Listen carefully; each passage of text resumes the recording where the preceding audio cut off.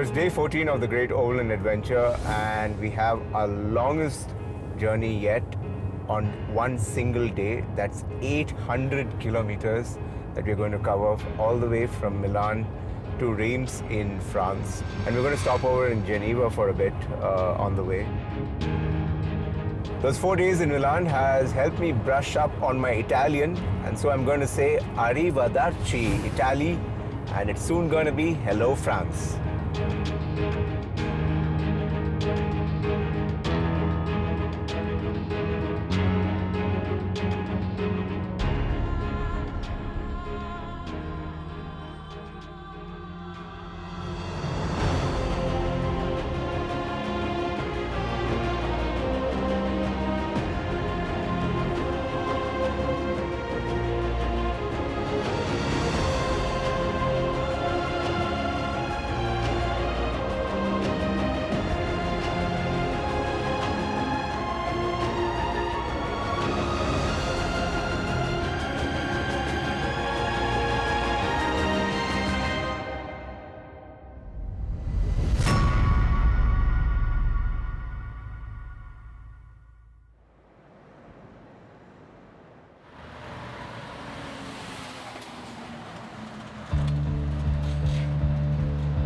So we've crossed many borders before on the Great Overland Adventure, but this is the first time I'm crossing a border through a tunnel, and this is quite significant. It's 11.6 kilometers long. Yeah, evidently getting the Mont Blanc Tunnel, that's what it's officially called. You have to see that it's been built, about over 50 years ago. Works well. Before the tunnel was built, the tour from Italy to France was actually quite a It was actually long. 3 days. Yeah, that's 3 days. Yeah. So this mountain was a major barrier, in terms of a trade link as well. Let's get on our way. I think we'll explore more of the Alps. The snow-covered mountains are right next door.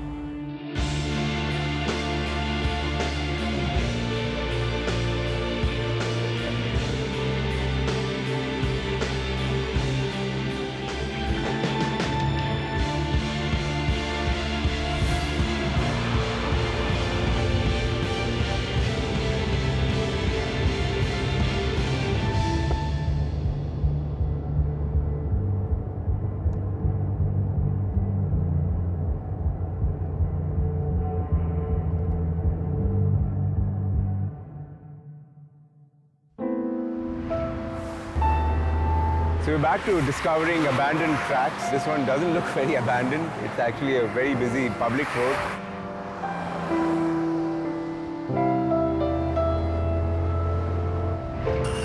He's gone from sixth to second. Now he's hunting down Fittipaldi. Wide, he's gone across the grass. He's made a hit there. This is the one in Reims in France. A lot of races used to happen, which started around 1920s and lasted for about 20 years. There was contact, and there's problems. Big contact. Oh, there's Vettel. Then picks up the move off the track there. The reason why this was famous, this was actually a 7.3 kilometer stretch and 2.2 kilometers each of straight line speeds. There was a lot of fast racing happening. Yeah. And in those days of not so much safety, you can imagine it was fast and dangerous at the same time. Yeah. I think we should just go explore the grandstands. Looks a nice point. Let's go. Yeah. Interesting to see all these heritage signs still preserved. Castrol from many decades ago. You see another variation of Castrol there. Total, of course, today is a completely different sign. So in the early days of motoring, Panhard was a famous brand of cars. And the brand, of course, closed down many decades ago. But it's interesting to see the ad still exists. They tried to revive the race in '97 where they wanted to pay a tribute to it.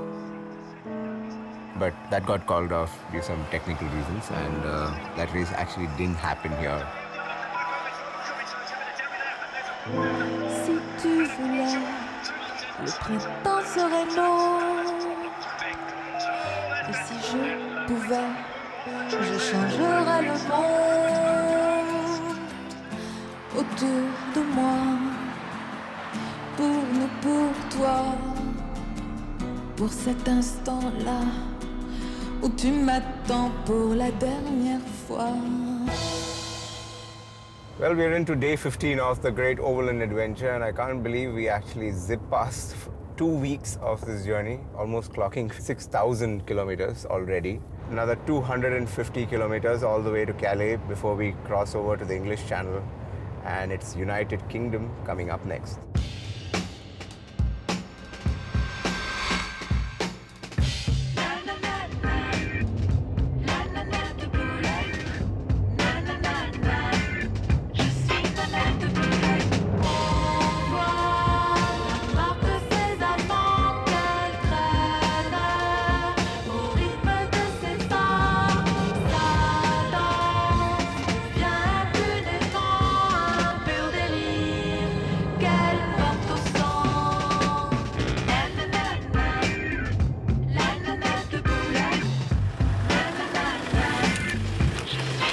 We are going to Britain!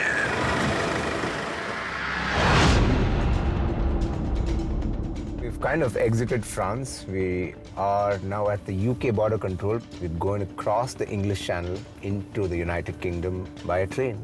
So we're going to be underwater, in a train, In a car. and in a car inside the train.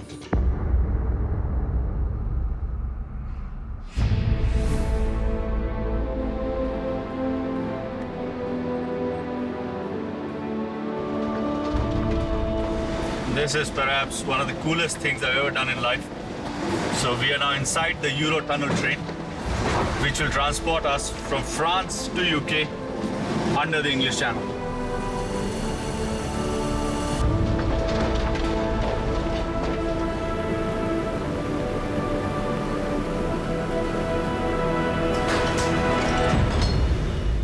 It's a moment that I'm never going to forget. The cars are on board and I can't contain my excitement as we got on to the carriage. And strangely enough, Ishan's on the other carriage.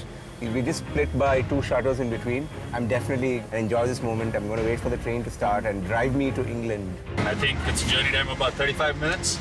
We'll be in England.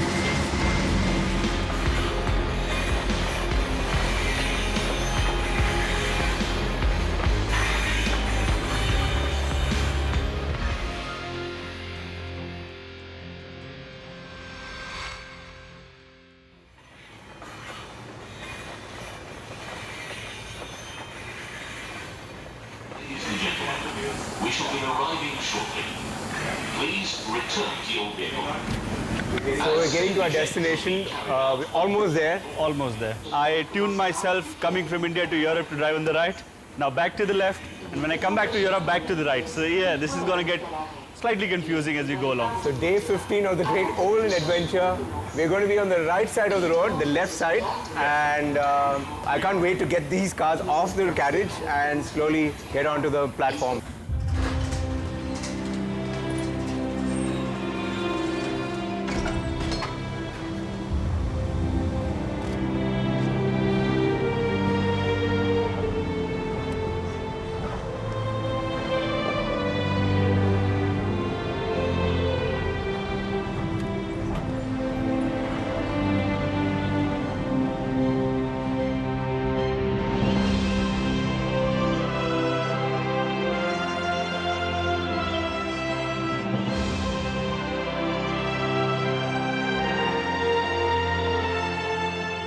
So now we're in England, and crossing over from France to England on the Eurotunnel train was probably one of the easiest border crossings I've ever done. Now we have another 200 odd kilometers to cover, and our destination for the night is the town of Brackley.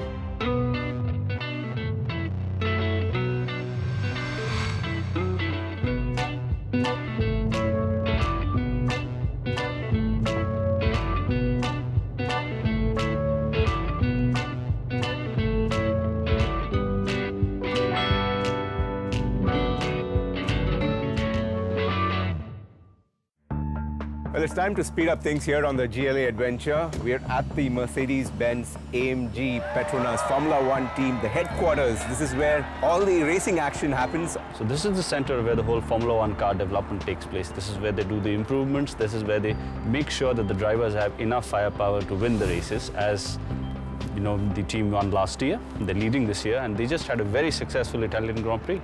Let's go in and see what's inside. Sure.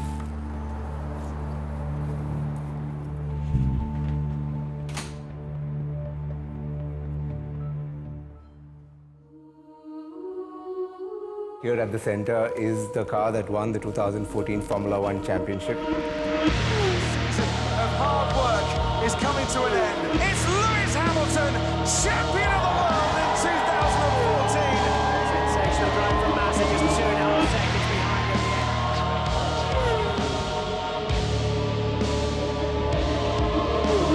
end. This is the actual car that Lewis drove across the finish line at the Abu Dhabi Grand Prix last year. And I like this little piece of information which says, we preserve it in the most original conditions, so don't touch the car or try to climb in. That seat is reserved for Lewis Hamilton, so we're just going to stand outside and admire the beauty. You remember Lewis signed number 44 on the GLA? Here's number 44. The company is kind of proudly displayed all its wins so far with a large trophy wall.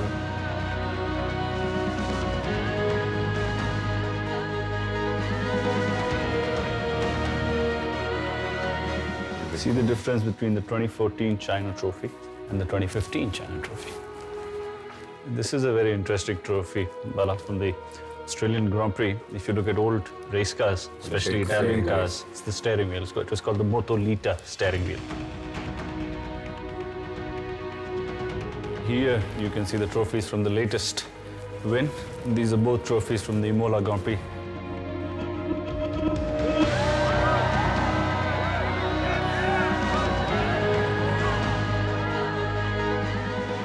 A very special guest on the GLA Adventure, the head of the Mercedes-Benz Motorsport division, Toto Wolff. Glad you could join us on this epic journey of ours. It sounds a little crazy, yeah?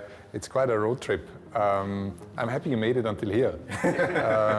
Knock on wood, it's going to continue well. I see you smiling a lot these days. You're having a fantastic, season.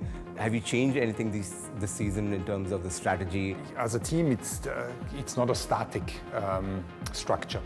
It's a dynamic process, and you need to adapt the team to new circumstances all the time.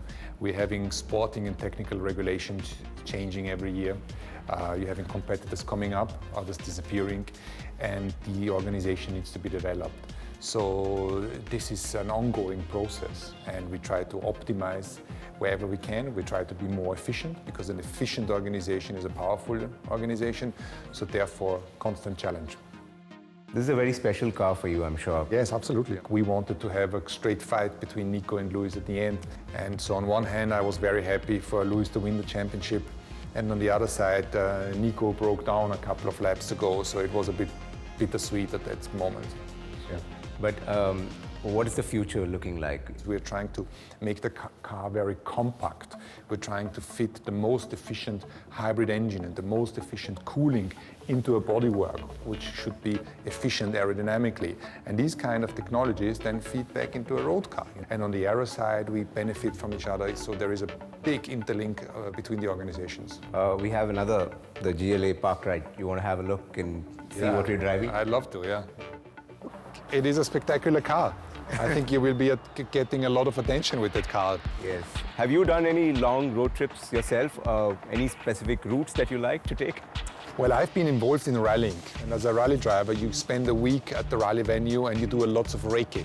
So I've done thousands of kilometers during a week on rally tracks, trying to memorize or learn the track. So I haven't done a long road trip from A to B, but I've been around in circle through the same kind of road sections, which was a different, mentally tiring exercise. Toto, thank you so much for joining us on GLA Adventure. And you continue your road trip, drive safely, Sure. Not too fast, but the Mercedes will not let you down.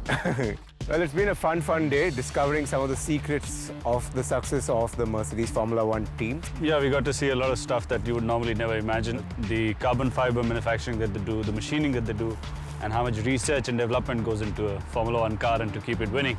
Yeah. So, interesting day. And the interesting part about that race control room is that it's Tata Communications that is providing the network. So there is an Indian Connect right inside, providing the link between the pit crew and the race control room. Yeah, not just the pit crew and the race control. The link between the car and the sensors in the car to the pit crew to the race control. So yeah, the whole communication package is handled by Tata. And there is even a button there that will communicate right from here to the driver himself. So that's like a button that nobody wants to touch. So the concentration levels need to be really high.